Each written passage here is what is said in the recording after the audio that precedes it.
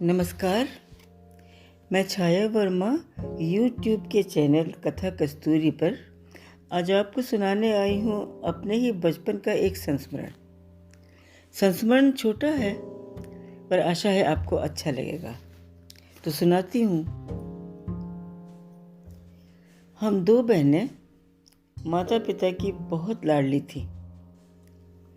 वो ज़माना ऐसा था जब लोगों को बेटों की चाहत होती थी और बेटियों के प्रति हिकारत। पर हमारे अम्मा पापा ऐसे नहीं थे, इसीलिए कहा हम बहुत लाडली थी। मैं बड़ी बेटी थी और मैट्रिक की परीक्षा पास करके कॉलेज में दाखिला ले लिया था। पापा छोटी जगह पर पोस्टेड थे और मेरा कॉलेज दूर शहर में था, इसलिए मुझे हॉस्टल में रहना था। बड़े भारी दिल से मुझे अम्मा ने हॉस्टल के लिए पापा के साथ रवाना किया।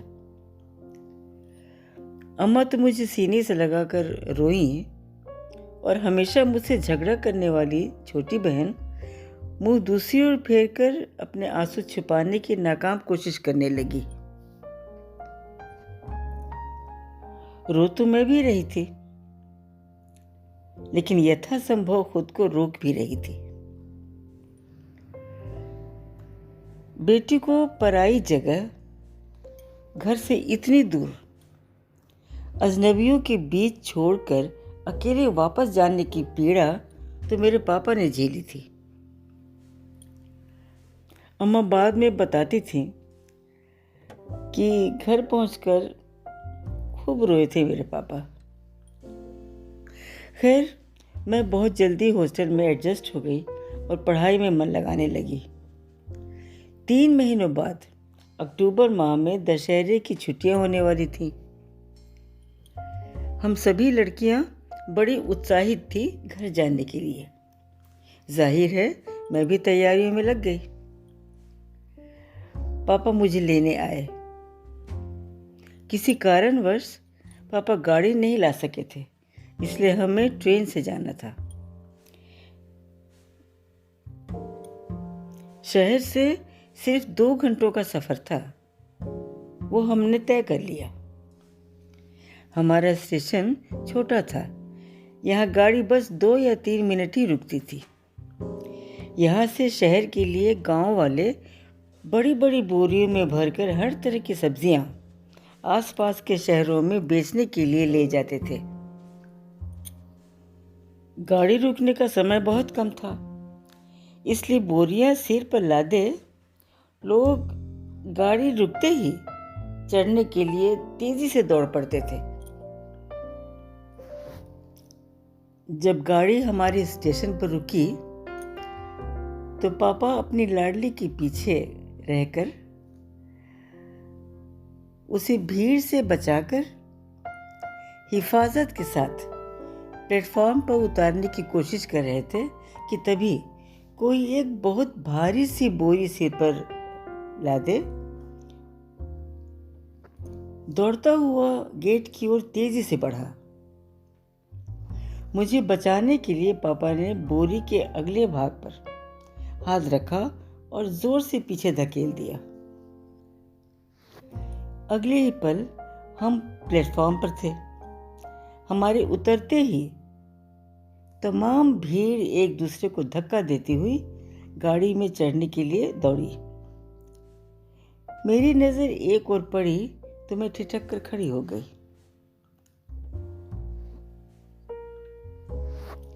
पापा के हाथ के झटके से वो भारी बोरी प्लेटफॉर्म पर गिर गई थी और उसके टाँके खुल गए थे।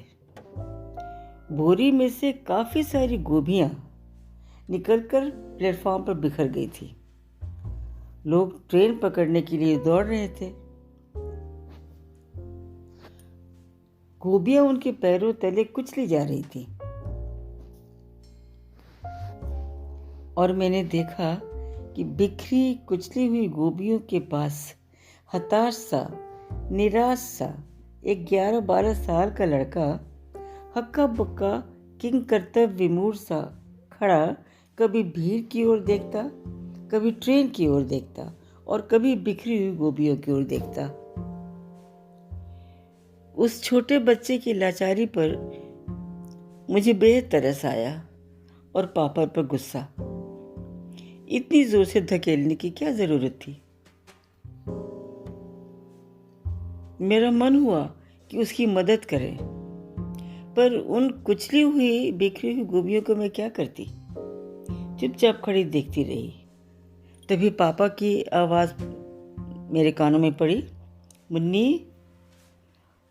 और मैं भारी मन लिए मुड़कर पापा के साथ चल पड़ी। रास्ते भर बुझी बुझी सी थी। घर पहुंचने पर मैं भारी कदमों से बाहरी बरामदे की सीढ़ियां चढ़ने लगी। अम्मा और छोटी बहन बेसब्री से मेरी प्रतीक्षा कर रही थी, लेकिन मुझे उदास देखकर चौंक पड़ी। क्या हुआ बेटा, इतनी उदास क्यों है? फिर अम्मा ने पापा से पूछा, इसको डांटा है क्या आपने? पापा बोले, नहीं तो मैं क्यों डांटूंगा। फिर रो क्यों रही है? माँ ने मुझे बाहों में समेट लिया। क्या बात है बेटा? माँ ने फिर पूछा, तो मैंने रोते रोते सारी घटना दोहरा दी। अरे तो इसलिए रो रहा है मेरा बच्चा? पापा बोले, मैंने तुम्हें बचाया है बेटा, वरना वो इतनी भारी बोरी लिए तुमसे टकरा जाता और तुम गिर जाती। लेकिन पापा, इतनी जोर से धकेलने की क्या जरूरत थी? बेचारा छोटा सा बच्चा था। सारी गोभियों का नुकसान हो गया और पता नहीं वो गोभियां थी किसकी। उसका बाप उसे कितना पीटेगा। या हो सकता है चाचा, या सौतेला बाप, या फिर बहुत कठोर मालिक।